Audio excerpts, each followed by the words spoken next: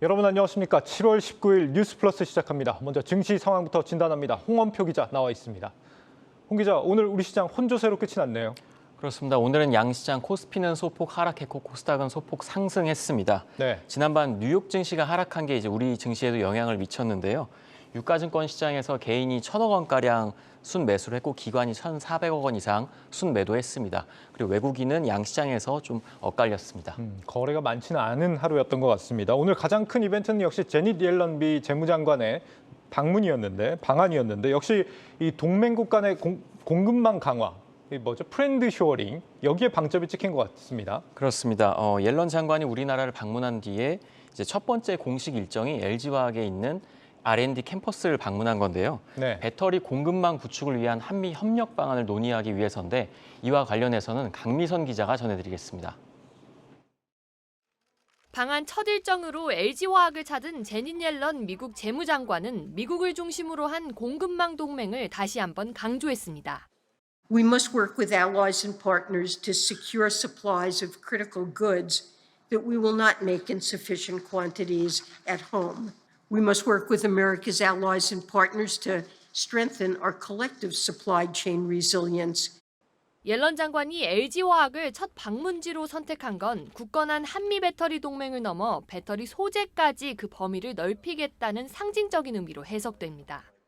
LG화학은 글로벌 1위 K배터리 선두주자인 LG에너지솔루션의 대주주로 양극재 분리막 등 배터리 소재 사업에 적극적으로 나서고 있습니다. 옐런 장관의 방문을 계기로 LG화학의 북미 배터리 소재 관련 투자 역시 한층 빨라질 것으로 예상됩니다. LG Chem is actively considering establishing a cathode manufacturing plant in the United States. Investment for localizing our supply chain in the United States exceeds $11 billion cumulatively by 2025. 비공개로 이루어진 간담회에서 LG화학의 미국 현지 공장 투자를 위한 논의가 있었을 것으로 업계는 보고 있습니다. LG화학은 미국 최대 규모 배터리 재활용 업체인 라이사이클에 지분을 투자하고 북미 지역 원자재 공급 업체들과도 협력을 확대하고 있습니다. 바이든 대통령이 방한 첫 방문지로 삼성전자를 찾은 지 2달 만에 미국의 경제 수장인 옐런 장관은 LG화학 방문을 첫 일정으로 선택했습니다.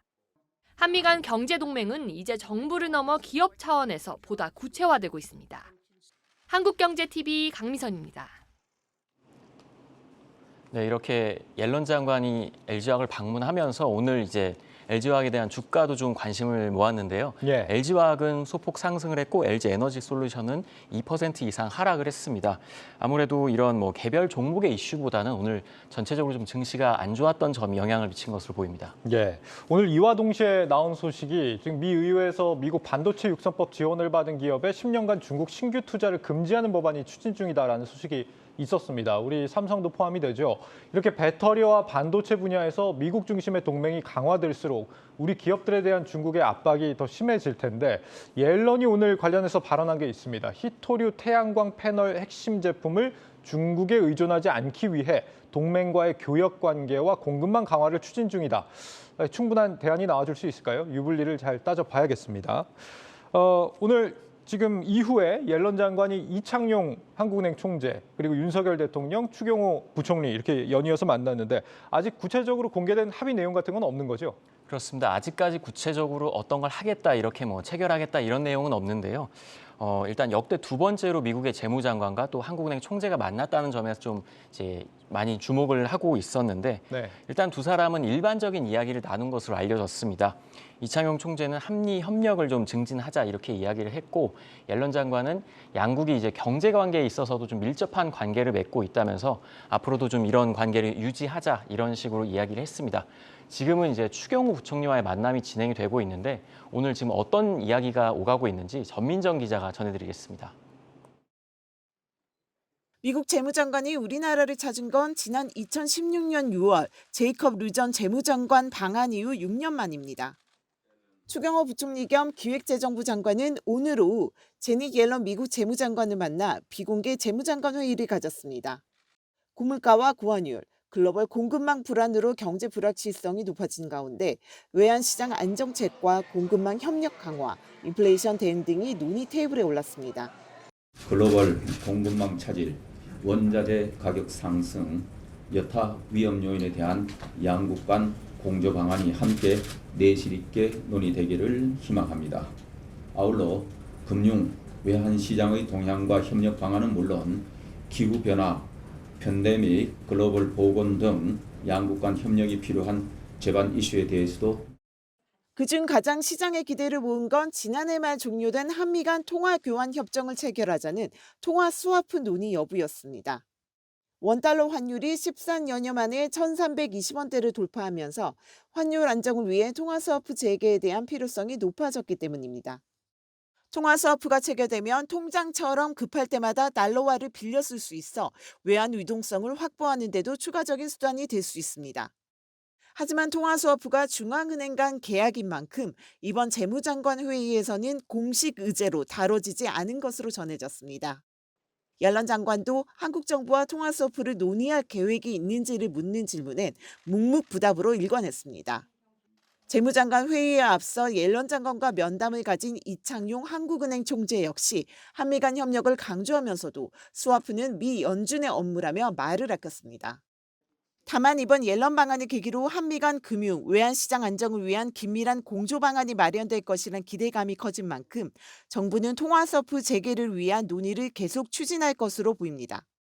1,300원 이상 넘어가서 과도하게 올랐을 때는 아무래도 수입 물가 문제도 있고 인플레이션 문제도 있기 때문에 적극적으로 정부가 시장에 개입한다고 본다면 과거처럼 위기 상황이 아니더라도 통화 수합으로 통해서 달러 유동성을 좀 확보하는 차원으로 가지 않을까라는 생각이 있어요. 시장에서도 약간 그렇게 보는 것 같고. 한미 통화 스와프가 단기간 내 체결되기는 힘들 수 있지만 외환시장 안정 협력에 대한 논의가 이루어질 것이란 기대감에 오늘 원달러 환율은 전날보다 4원 내린 1,313.4원에 거래를 마쳤습니다. 한국경제TV 전민정입니다. 네, 여기까지 지금 통화 스와프와 앞으로 어떤 내용들이 이어질지 합의 내용 공개될지 좀 주목을 해보도록 하고요. 그리고 오늘 증시에서 또 주목할 이슈들마저 좀 정리를 해보죠. 기대를 모았던 성일 하이텍 청약 어떻게 끝이 났습니까? 네, 역대 최고의 이제 수요 예측 경쟁률을 기록하면서 굉장히 관심을 많이 모았는데요. 네. 무려 20조 원이 넘는 증거금이 몰렸습니다. 20조 원이요. 그렇습니다. 경쟁률은 1,200대 1을 넘어섰는데 네. 지난 11일과 12일에 이제 기관을 대상으로 수요 예측을 한 결과 역대 최고 경쟁률을 기록을 했고 어제와 오늘 이제 일반 투자자들을 통해서 일반 공모를 했는데 20조 원이 넘는 증거금이 몰렸습니다. 어제 1조 4천억 원 모였다 그러더니 하루 만에 엄청나게 불어났네요. 그렇습니다. 오늘 19조 원이 이제 들어온 걸로 보이는데 예. 성일 하이텍은 2차 전지 리사이클링 전문 기업입니다. 그렇기 때문에 이제 좀 직접 비교는 어렵지만 이번 달에 상장한 영창케미칼의 증거금이 3조 8천억 원이고 HPSP가 10조 8천억 원을 기록한 것과 비교하면 상당히 많은 수치입니다. 2차 전지에 대한 이 개인 투자자들의 기대감을 저희가 이제 확인할 수 있었습니다. 네, 사실 오늘 장 부진에 영향을 준 가장 큰 이슈는 사실 애플의 이 긴축 경영 이슈가 있었고 이후에 지금 SK 하이닉스의 이 공장 증설 보류한다 이 발표가 있었는데 이 정도면 이제 좀 경기 침체, 좀 현실화됐다라고 봐야 되는 상황 아닙니까? 그렇게 볼 수도 있습니다. 일단 어제 뉴욕 증시는 상승 출발을 했는데 애플의 이런 긴축 경영에 대한 이야기가 나오면서 하락으로 마감을 했습니다. 예. 애플이 경기 침체에 선제적으로 대응을 하기 위해서 채용과 지출을 줄이는 긴축 경영을 선언을 한 건데요. 이미 이제 테슬라나 구글도 경기 침체 우려로 인력 감축에 들어갔습니다. 여기에 이제 우리나라에서는 SK 하이닉스가 청주 공장 증설을 재검토하기로 했는데 코로나19 확산과 또 러시아 우크라이나 전쟁의 장기화 등으로 이 반도체 수요 회복이 느릴 거다 이렇게 이제 판단을 한 겁니다. 그렇기 때문에 오늘도 좀 주가는 소폭 하락을 했는데요.